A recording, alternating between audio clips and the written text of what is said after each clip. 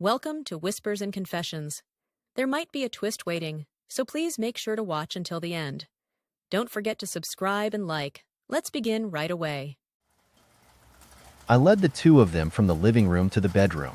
That day was the first time I'd ever experienced such intense emotions, and time seemed to slip away without me noticing. Before I knew it, it was evening. I was drained and could barely move, so I just lay on the bed, quietly watching them. My mind was flooded with a mix of complicated emotions, and eventually, I couldn't hold back anymore. So we spent more time together. Hello, I'm 38 years old, and I run a clothing business. I got so caught up in my work that I ended up getting married relatively late in life. I first met my wife at work. She had just joined the company as a new hire. I was immediately impressed by her pure, natural beauty, and even more by her passionate work ethic and attention to detail. She's just under 5 feet 3 inches and has a petite frame, but she stands out with her well-proportioned figure, long legs, and slim waist. Even in her modest, professional attire, her curves drew the attention of many of the men in the office. She wasn't just beautiful, there was something polished and sophisticated about her that left a lasting impression on everyone around her. As a fresh college graduate of 23, she dressed with a neat, understated style. Back then, I thought of her as nothing more than an exceptional employee. Then, the unexpected happened: the COVID-19 pandemic. The company faced serious challenges, and everyone was filled with uncertainty and fear about the future. But my wife, who was still a new hire, showed remarkable responsibility and played a huge part in helping us weather the storm. Without realizing it, I started being drawn to her, and over time, my feelings grew. The problem was that I was 17 years older than her. Plus, I was the company president, and she was a new employee, so confessing my feelings was not easy. It didn't help that a lot of other men, including some of her college friends, seemed to be interested in her as well. One day, the two of us, along with another male colleague, visited an exhibition after work. On the way home, our colleague had to take a different route, and since we lived in the same area, I offered to drive her home. In the car, we started chatting. I said, "Things have been tough lately, haven't they? With the pandemic hitting us so hard, we're really holding on thanks to you, Jane." She smiled and said, "I'm just doing my job. But I heard you haven't been getting much sleep lately. You must be really stressed." I laughed lightly. "Yeah, sleep's been hard to come by, but having you around has been a big help." "Thank you." I didn't hold back on the compliments, and in that moment, I felt my emotions for her deepen. She looked at me with a soft smile, and I felt my heart stir even more. I moved a little closer to her and cautiously said, "Jane, there's something I've been meaning to tell you. I'm not sure if this is the right thing to say, but I've been thinking about you a lot lately. To be honest, I like you a lot." The air in the car became tense. My heart raced as I waited for her response. After a brief hesitation, she finally spoke. "I've actually liked you too. At first, I only saw you as my boss, but the more we worked together, the more I found myself drawn to you." She looked directly at me as she admitted this, and I felt a wave of relief wash over me. I grinned and said, "Really? So, what do you think? Should we start dating?" She blushed slightly and replied, "Yes, but we should probably keep it a secret. It could be a problem if people at work find out." That's how we started secretly dating.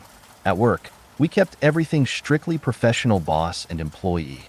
But after hours, we became close, sneaking in moments of intimacy. The secrecy added to the thrill. At a company gathering one day, some of the male employees started paying a little too much attention to her. One of them, a guy named Mike, said, "Jane, you're looking especially beautiful today. How about grabbing a drink with me later?" I felt a stab of jealousy but couldn't say anything. I just swallowed my frustration. Jane smiled politely and said, "I'm sorry, I'm a bit tired today.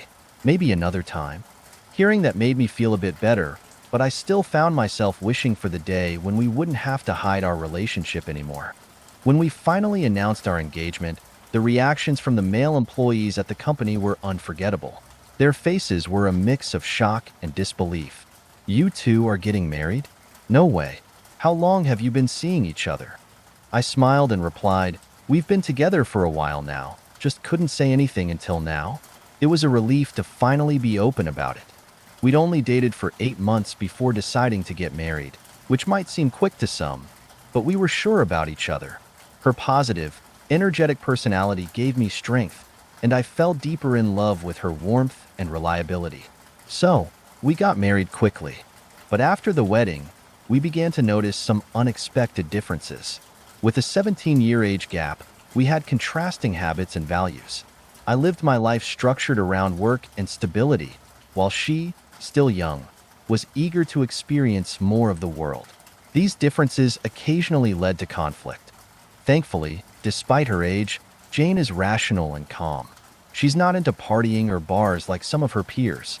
The one thing that does get to me is her love of online gaming. Anytime she had free time at home, she'd be gaming, or on weekends, she'd go to a gaming lounge with her friend, Sarah. Jane's love for gaming was so strong that she insisted we turn one of the rooms into a gaming room, complete with multiple computers. I finally gave in, and we set up the space. After our wedding, Jane quit her job at the company, but she's been helping me run the online side of our business from home. She's incredibly talented, and even now, her contributions are a huge help. The only thing that's been slightly uncomfortable for me is how often her best friend, Sarah, is over at our house. For the past few years, Sarah's been coming over regularly to play games or hang out, sometimes even helping around the house. Today is our 3rd wedding anniversary, and I really wanted to spend it alone with Jane. But she told me earlier that Sarah would be coming over. Normally, it wouldn't bother me, but today, I felt a little let down. I finished up work early and came home, hoping for some alone time with my wife. When I walked in, Sarah greeted me at the door, holding a gift and smiling brightly. "Happy anniversary. Wishing you both lots of happiness," she said. I took the gift and flowers from her, forcing a smile. Jane hooked her arm through Sarah's, laughing, while I thought to myself, "Don't ruin the mood." I turned to Jane and said, "I left work early today. I was planning for just the 2 of us to have a special day. Maybe go out for a nice lunch?" Sarah, sensing my disappointment, quickly said, "Oh no, I didn't mean to intrude. I'll head out." But Jane stopped her. "Come on, you know I mentioned Sarah was coming today. Why not just hang out together? It'll be fun, right?" Jane's voice had a playful, coaxing tone. I felt a little uncomfortable, but didn't want to spoil the mood. "No worries, Sarah. I didn't mean it like that. It's fine, stay and join us," I said with a half smile. Sarah looked relieved and settled back in. So, the 3 of us ended up spending our 3rd anniversary together, eating the meal Jane had prepared. Around 2 p.m., as we were sitting and chatting, I got a call from work. "We've got a problem, boss. We need you to come in. It's urgent, and we can't wait until tomorrow." I felt a wave of frustration but had no choice. I changed my clothes and explained the situation to Jane. "I've got to head to the office for a bit. There's an issue I need to take care of." Jane looked disappointed but nodded. As I rushed to the office, halfway there, I realized I'd forgotten my phone at home. I had to turn back to get it because I needed it for important calls. I arrived back at the house a little after 3 p.m. When I walked in, the house was quiet. Neither Jane nor Sarah were in the living room. I assumed they had gone to the gaming room, so I passed through the living room and headed to our bedroom to grab my phone from the closet. But just as I reached the bedroom door, I heard voices through the door. Jane and Sarah were talking, and their conversation stopped me in my tracks. What they were saying was unexpected, and as I stood there listening, I felt my stomach turn. I pressed my ear closer, trying to make sense of what I was hearing, but the more I listened, the more confused I became. In the end, I cracked the door open just a bit, and what I saw inside was a shock like nothing I had ever experienced before. Jane and Sarah were lying together on the bed, both completely naked, wrapped in each other's arms. Their bare skin was pressed together in a way that clearly went beyond friendship. My mind was immediately flooded with confusion, disbelief, and an overwhelming sense of betrayal. Everything seemed to blur as my brain tried to process the impossible. It all made sense now why Sarah had been coming over so often. They weren't just friends. Anger surged within me, but I stood there frozen. Every part of me wanted to burst through the door and confront them, to demand an explanation, but I forced myself to stay calm and quiet. Instead, I closed the door softly. I resolved not to act out of emotion and decided to handle things rationally. I headed for the front door and called out to Jane in the same calm, even tone I always used. "Hey, babe, where are you? Can you come out here for a second?" I made sure my voice didn't reveal any of the turmoil I was feeling. "Jane, where are you? Can you come here for a minute?" Her voice, coming from the bedroom, sounded flustered. "Oh, why are you back? Hold on. I was just about to take a shower, so I'm undressed." I kept my composure. I forgot my phone, just came back to grab it. There was a slight pause before Jane responded, her voice a little tense. "Okay, just wait there. I'll bring it to you." A moment later, she appeared, wearing a bathrobe and holding my phone. I looked at her, feeling a wave of mixed emotions, and asked casually, "Why are you taking a shower in the middle of the day?" I tried to act like nothing was wrong. "I just felt like freshening up," she replied, brushing it off. I nodded, forcing a smile. "Okay, I've got to get back to work. We'll talk later." I left the house, but I knew this was something I couldn't just move past. I promised myself we'd have a serious conversation that evening. After dealing with the issue at work, I found that my mind kept returning to what I'd seen. I ended up leaving the office early, unable to focus on anything else. When I got back home, Jane and Sarah were out grocery shopping together. Their usual behavior, something that had always seemed so normal, now felt far from ordinary. That night, the house was fully decorated for our third wedding anniversary. Jane and Sarah were busy in the kitchen, chatting energetically while preparing food. The dining table was filled with all sorts of dishes Jane had made, and when we lit the candles and dimmed the lights, the atmosphere became romantic. But despite the beautiful setup, my mind couldn't escape the image from earlier that day. The realization that Jane and Sarah were more than just friends hit me harder than I expected. Before dinner started, Sarah made a joke, smiling as she said, "It's your anniversary, but let's keep the lovey-dovey stuff to a minimum, okay? After all, I'm still here." I tried to say something in response, but the words caught in my throat, so I just smiled weakly and let it slide. I didn't feel like engaging in any more conversation with Sarah than I had to. Dinner began at around 8 p.m., with 3 bottles of wine, a bottle of whiskey, and even some beer. I had planned to avoid drinking too much, hoping to have a serious talk with Jane, but under her gentle encouragement, I found myself drinking more than I intended. As the alcohol took hold, everything became hazy. I can barely remember how I ended up back in the bedroom. All I could sense was that someone was lying next to me. Still too groggy to fully open my eyes, I instinctively assumed it was Jane. I reached out, wrapped my arms around her, and she responded immediately, leaning into me. We kissed, and things escalated quickly. Her hands moved over me, and her scent filled my senses as we became lost in the heat of the moment. Our bodies moved together in rhythm, and in that instant, everything else melted away. It felt like time had stopped, and we were completely immersed in one another. Her breath on my skin sent shivers down my spine, and the intensity of our connection only grew. But then, suddenly, I realized something wasn't right. This didn't feel like Jane. After 3 years of marriage, I knew her body too well. Panic hit me as I bolted upright in bed, and to my shock, it wasn't Jane lying beside me. It was Sarah. "Sarah?" I stammered, calling her name in disbelief. She gazed at me calmly, almost amused. "What's the matter? Am I that scary?" she teased, her tone relaxed. I was utterly confused and overwhelmed, not just by the situation but by Sarah's nonchalant attitude. She seemed to want to brush it off as no big deal. "I'm sorry, I drank too much. I didn't mean for this to happen," I muttered, still in shock, apologizing as if I was the one at fault. Sarah just laughed it off, completely unfazed. "Don't worry about it. I had a bit too much to drink, too," she said, pulling the covers over herself like nothing significant had just happened. I took a deep breath, unsure of what to say next. My mind was racing, still reeling from the memory of what I'd witnessed earlier between Jane and Sarah. Sarah, now seemingly unbothered, stretched out under the blanket, getting comfortable. "You should go find Jane," she said casually.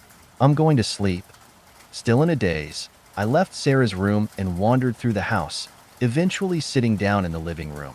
I couldn't wrap my head around what had just happened. My thoughts were a tangled mess, and I could only sigh, trying to make sense of everything. A few minutes later, Jane came out to the living room, smiling brightly. She walked over to me and, without warning, wrapped her arms around my neck. I was startled, unsure of what she was doing. "How are you feeling? Did you enjoy yourself?" she asked playfully, her big eyes sparkling with mischief. I was completely thrown off. "Enjoy what?" I mumbled, confused by her question. Jane, still grinning, casually mentioned Sarah. "Isn't Sarah sweet?" The moment she said that, I felt a chill run through me. I froze, unable to respond. My mind raced with 1,000 thoughts, but I couldn't find the words to say anything. "Babe, I was really drunk. I honestly don't even know what happened," I said, scrambling to explain myself, as if that would make things better. Jane, unfazed, simply took my hand and led me back to our bedroom. "Why are you so freaked out?" "I'm not mad at you," she said with a laugh, her tone calm and light. Her nonchalant attitude only added to my confusion. It was as if she didn't care at all about what had just happened. In fact, she almost seemed amused by the situation. I lay down on the bed, my mind still swirling with questions, but she just smiled, looking completely at ease. That night, I couldn't sleep. My mind was a storm of conflicting emotions. A lot of men might fantasize about a situation like this, but when you're actually living it, it's a whole different story. The fact that Jane was into women and that she'd married me for whatever reason made everything so much more complicated. Was it really love, or was it just because I offered her security? Somehow, I finally managed to drift off into a restless sleep. The next morning, around 8:30, Jane and Sarah made breakfast together. Jane woke me up, and the three of us sat down at the table, but there was an awkward tension in the air. No one really spoke, and the atmosphere felt heavy with unspoken words. Finally, Sarah broke the silence. "I'm heading to work now," she said, offering a brief goodbye before she left. I quickly finished my meal, drank a glass of orange juice, and left the house in a hurry, leaving Jane behind. I had no idea what to say or how to handle this. I figured I needed time to process everything. My head was trying to stay rational, but my emotions were still a tangled mess. Around lunchtime, I got a call from Jane. "Hey, I talked everything over with Sarah. You can do whatever you want now," she said, her voice sounding strangely upbeat. I was hit with a strange mix of emotions: shock, disbelief, and something else I couldn't quite put my finger on. This whole situation was something straight out of a fantasy for some guys, but the fact that it was my wife offering it to me made it completely surreal. With Jane being so open and proactive, there didn't seem to be any reason to hesitate anymore. I was confused, but at the same time, I couldn't deny that this wasn't exactly a losing situation. In fact, a part of me even wondered if other men would envy me if they knew. I never would have imagined something like this happening, but now that I was living it, my emotions were more conflicted than ever. I was looking forward to the meal that Jane and Sarah had prepared, but the scene that greeted me when I got home was far from what I expected. As I walked through the door, I saw Jane and Sarah cooking together in the kitchen, both wearing elegant dresses. However, their outfits weren't fully formal. Jane was in an off-the-shoulder dress that exposed her bare shoulders, while Sarah wore a backless dress that revealed most of her back. Their attire was far too glamorous and sexy for a casual cooking session. It was as if they were dressed for a special occasion. I was momentarily taken aback, but Jane greeted me with a smile as if everything were perfectly normal. "You're home. Dinner's almost ready. Just hang tight for a bit," she said warmly. Sarah turned her head and smiled at me too.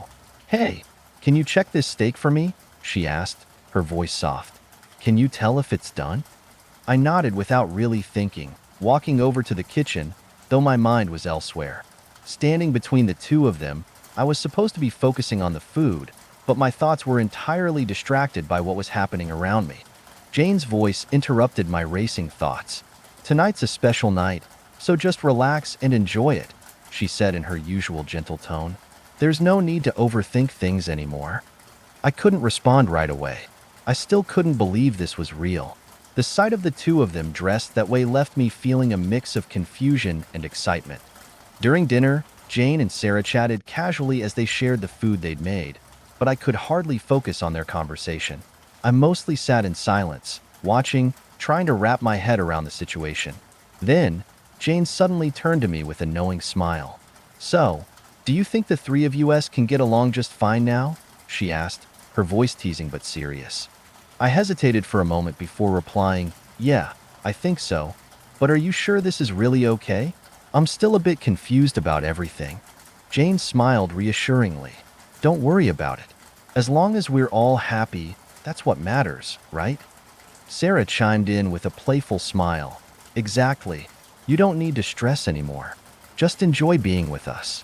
That night turned into something completely different from anything I had ever experienced before. Over the next 2 hours, things became intense, leaving me utterly exhausted. My body was heavy with fatigue, and all I could do was collapse onto the bed. Jane and Sarah continued to enjoy their time together, and I watched, too tired to move. By 10 p.m., we finally all slowed down, and after showering, we lay together in bed. Jane and Sarah seemed equally amazed by the night's events and looked tired as well. Sarah spoke first. "You didn't overdo it, did you?" she asked, looking at me with concern. "You must be wiped out after all that." Jane laughed softly and added, "Yeah, don't push yourself too hard. We've got plenty of time ahead of us." Despite being completely drained, I forced a grin and replied with a joke, "I'm fine. It was our first time. After all, gotta give it my best shot. What if you two decide to ditch me?" They both laughed at my comment, and I enjoyed their reaction, trying to maintain some semblance of confidence. The next morning, I struggled to get out of bed. My entire body ached, and I felt dizzy and sluggish. The phone rang, but I was too tired to even think about answering it. Sarah, already up, handed me the phone with a playful smile. "Don't let all this happiness make you forget about work," she teased. I gave her a tired smile and forced myself to sit up. Somehow, I managed to drag myself to work that day. After that night, Sarah started coming over even more frequently so often. In fact, that she eventually moved some of her belongings into the house and began living with us. From that point on, my life felt like something out of a fantasy, like a king in a distant time, with not one but two women by my side. Living with Jane and Sarah was a dreamlike experience, and it felt like I was discovering a whole new world. It was eye-opening to realize that love could exist in so many forms. Sarah was very different from Jane. While Jane enjoyed staying home and playing games, Sarah was more adventurous. She loved traveling, exploring new restaurants, and was into various sports. Their differences were striking, but in some ways, they complemented each other. One day, Sarah suggested that we take a trip to Thailand during the holidays. "What do you think about going to Thailand for the break? We can try out all the great food and enjoy some fun activities. Plus, it'll be a chance for the three of us to have a blast together," she said excitedly.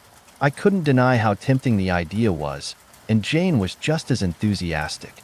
We planned the trip and soon found ourselves in Thailand, where it felt like we were the only three people in the world.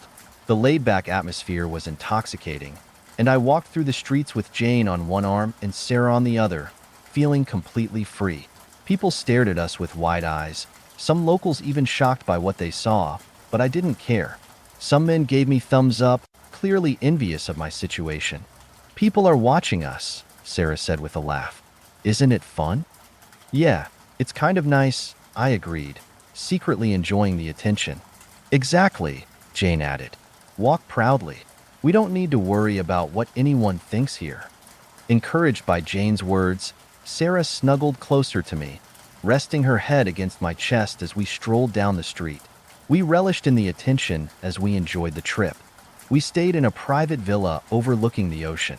The high wooden fences around each building gave us complete privacy, and it was the perfect place to unwind without interruptions.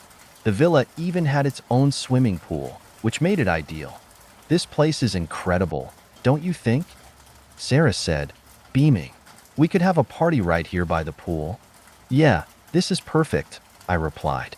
"Let's make the most of it." That night, we did exactly that. We had a party by the pool. We laughed, played around in the water, and shared drinks long into the night, enjoying every moment without a care in the world. As we soaked in the freedom of the trip, Jane looked at me, her face glowing with happiness. How often do we get the chance to relax like this? I'm so happy right now, she said softly. Sarah added, me too. Let's savor this. We don't get days like this very often. Their smiles were radiant, as if they wanted to freeze this moment in time forever. And as I stood there with them, I couldn't help but marvel at the surreal, almost dreamlike reality I was living. It was the freest I'd ever felt, and we fully embraced the freedom that Thailand offered us. When we returned home from the trip, our bond had grown even stronger. The time spent together had deepened our connection in ways I hadn't thought possible. Life with Jane and Sarah felt more fulfilling than ever, and I found myself wanting nothing more. A few days later, we received unexpected news that changed everything. Jane was pregnant. This news brought our relationship into a whole new phase, and for me, it was a moment of overwhelming joy and gratitude. Over the 3 years we had been married, Jane and I had tried unsuccessfully to conceive. We'd been to doctors several times, and I'd even been told that I had slightly low sperm motility, which might make it harder to get pregnant. The doctor assured us that it wasn't a serious issue, and with proper health management, we still had a good chance of conceiving. So, over the past year, I had thrown myself into a strict routine. I exercised regularly, cut out smoking and excessive drinking, and changed my diet to focus on healthy foods, fruits, vegetables, and fish. Every day, Jane and I talked about our future child, keeping hope alive as we continued trying. But after 3 years with no results, I had started to lose hope. Maybe it's just not meant to be, I'd said one day. Maybe we're supposed to live this way, just the two of us. Jane had always reassured me during those moments of doubt. Don't give up. We'll have our good news eventually, she'd say, her words giving me strength. But deep down, I couldn't help but feel anxious. Then, one ordinary morning, Jane seemed lost in thought, and both Sarah and I noticed it, though we didn't think much of it. But when Jane suddenly called me over and handed me a small box, I didn't know what to expect. Take a look at this, she said. I opened the box, and inside was a pregnancy test positive, with 2 lines. For a moment, I couldn't breathe. I stood frozen, unable to move, my mind struggling to comprehend what I was seeing. Is this real? You're pregnant? I asked, my voice shaking with disbelief. Tears welled up in Jane's eyes as she nodded. Yes, we're having a baby. I was overwhelmed with emotion. Tears of joy filled my eyes as I embraced her tightly. I can't believe it. We're going to have a baby. I'm so glad we didn't give up, I said, my voice filled with emotion. Jane gently pushed me back, laughing. Careful. We have to be more gentle now. There's a baby in here. Realizing my excitement had gotten the better of me, I quickly apologized. Sorry, I got carried away. I'll be more careful from now on. Sarah stood by, watching this emotional moment unfold with a warm smile. She had been with us through it all, witnessing both my disappointments and my hopes. Sarah approached and congratulated us. Congratulations. We're going to have a new addition to our family. You worked so hard for this, she said, her voice full of genuine happiness. I thanked Sarah sincerely. Throughout everything, she had always been a positive force between Jane and me, offering support when we needed it most. That evening, the 3 of us celebrated Jane's pregnancy with a small party. We skipped the wine and shared non-alcoholic drinks, toasting to the excitement and joy of expecting a baby. Jane began taking extra care of her health, and I focused on staying in good shape, preparing myself to be a good father. After Jane became pregnant, I started sleeping in a separate room to give her more space and comfort. Jane stayed in the master bedroom alone, while I spent my nights in another room with Sarah. During the nights when Jane couldn't be there for me because of the pregnancy, Sarah naturally filled that role, keeping me company in those lonely hours. I was content with this arrangement and even thought I could live like this indefinitely. As Jane's belly grew, I balanced my responsibilities between work and home. By the time she reached her 6th month of pregnancy, one evening, I came home from work to find Sarah gone and Jane sitting alone in the living room, crying. Alarmed, I rushed over to her, gently taking her hands. What's wrong? Why are you crying? Where's Sarah? I asked, worried. Through her tears, Jane struggled to answer. Sarah's leaving. She said she can't stay with us anymore. I was shocked, unable to believe what I was hearing. What? Why would she leave? What happened?